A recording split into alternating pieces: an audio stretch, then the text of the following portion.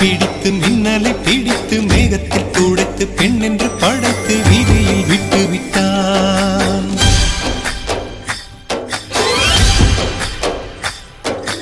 இப்படி இன்னொரு பெண்மையை படைக்க தன்னிடம் கற்பனை தீர்ந்ததை எண்ணித்தான் பிரம்மனும் மூர்ச்சையுற்றான்.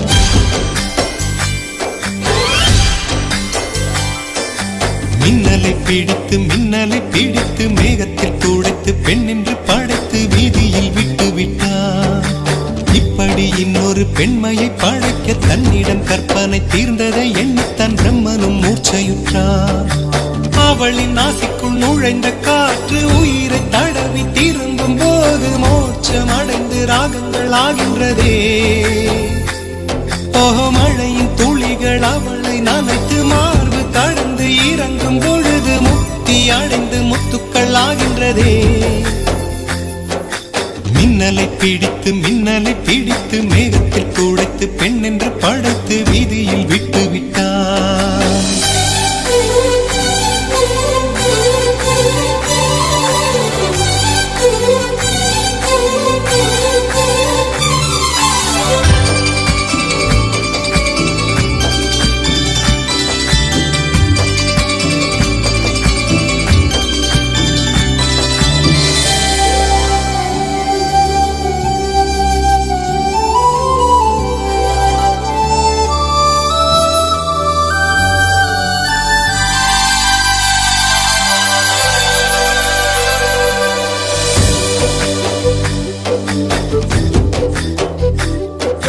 நிலவின் ஒளியை பிடித்து பாலில் நனைத்து கன்னங்கள் செய்து விட்டார்.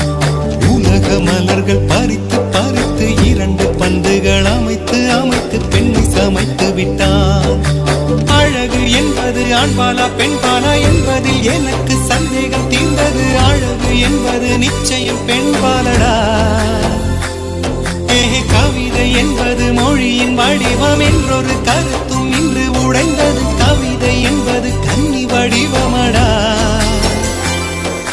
மின்னலை பிடித்து மேகத்தில் துடைத்து பெண் என்று படைத்து வீதியில் விட்டு விட்டான்.